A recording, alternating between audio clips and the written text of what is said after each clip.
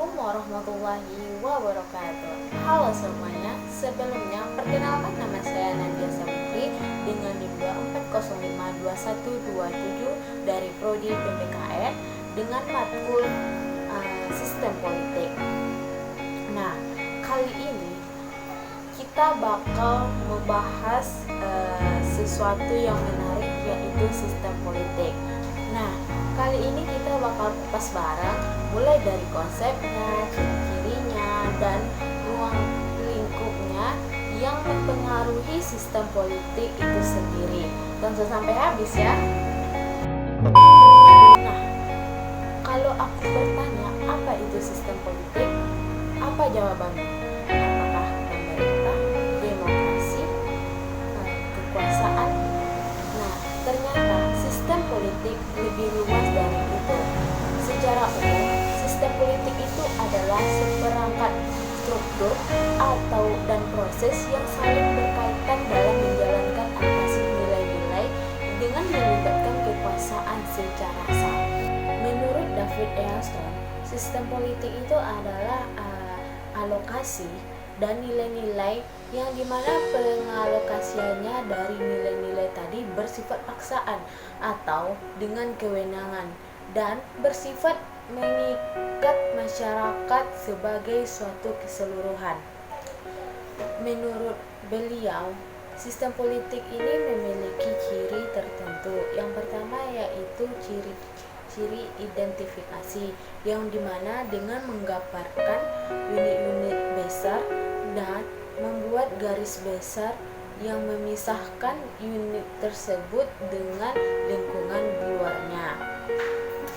Yang kedua yaitu diferensiasi, yang dimana ciri ini memberikan penekanan bahwa terdapat pembagian kerja dari unit-unit atau elemen-elemen dalam sebuah sistem politik.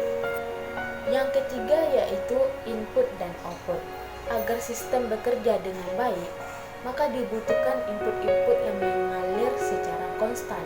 Input akan membuat suatu sistem dapat berfungsi, dan dengan akhir kita dapat mengidentifikasi pekerjaan yang dikerjakan oleh sistem itu.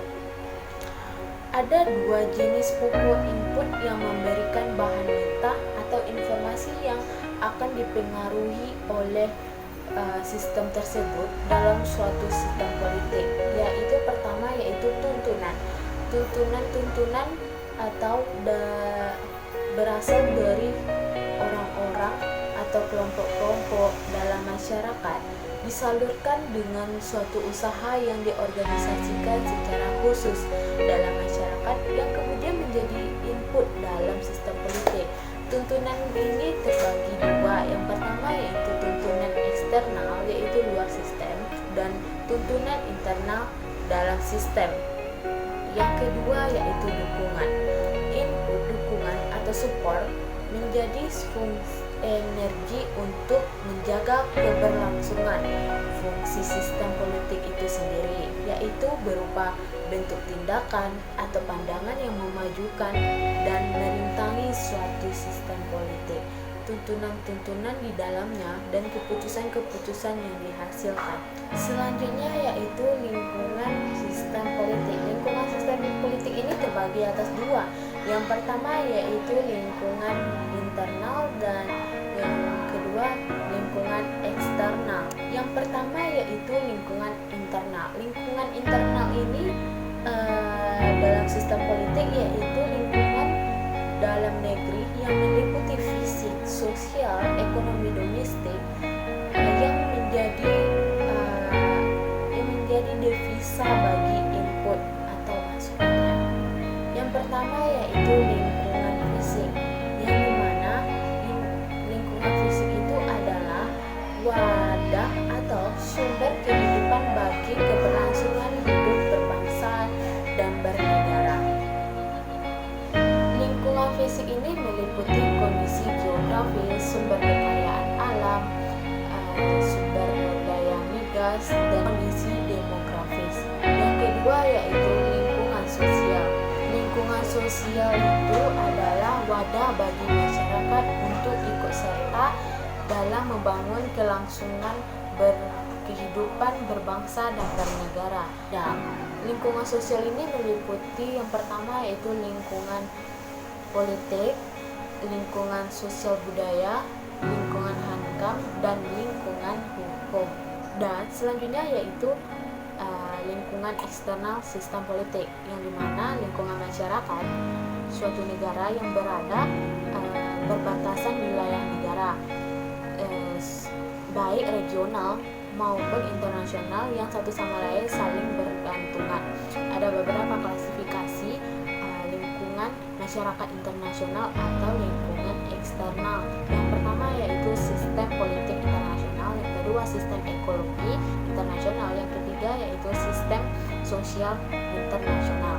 Selanjutnya yaitu bagaimana sistem politik itu dapat